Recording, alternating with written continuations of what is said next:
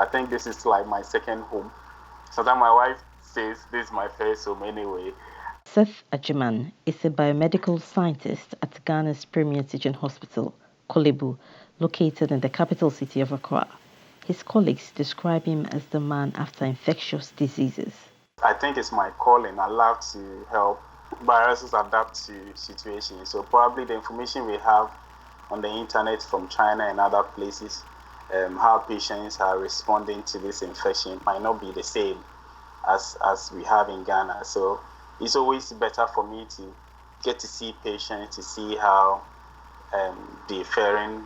Agyeman was one of the first health workers to be called on when the country recorded its first COVID-19 case in March.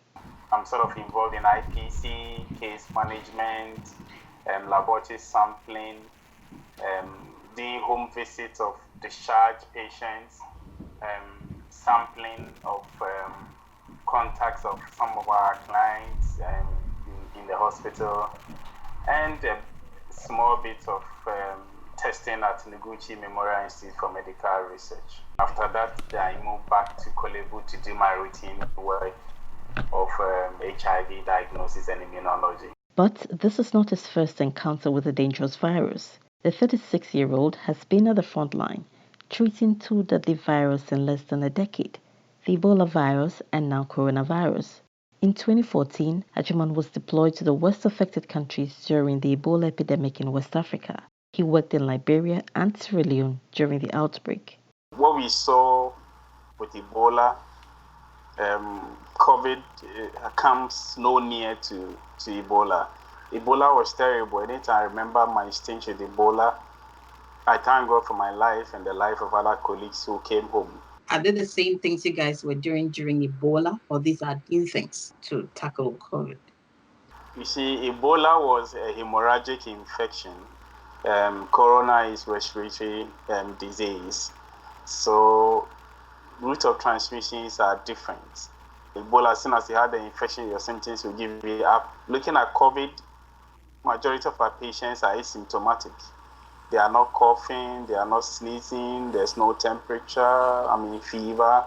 So for you to say you have recovered, you want to be double sure by doing a second test or a third test, because we've seen many patients who have tested positive after first negative. Growing up, Agyeman wanted to be a Catholic priest, but he pursued clinical laboratory science instead, following his love of the chemistry subject and admiration of his chemistry teacher in high school. How does your family feel?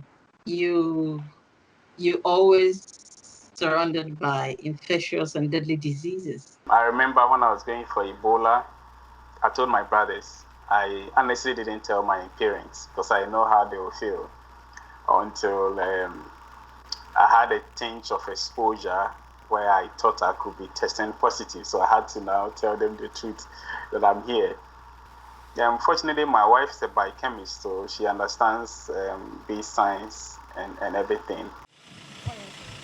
Like many countries grappling with surging corona infection numbers, Ghana has the second highest number of cases in West Africa after Nigeria, with more than 9,000 confirmed cases. But it also has a high number of recoveries and low fatality. The country's health officials attribute this to its early approach to contain the spread of the disease, which were increased testing, contact tracing, and a 21-day lockdown. What can you share with other health professionals? Every health worker is a soldier in our field. You can't choose your enemy. It's painful to hear health workers maybe probably withdraw from service or show this attitude of fear. If any health worker has the knowledge and has the equipment, I don't think we should be afraid of COVID.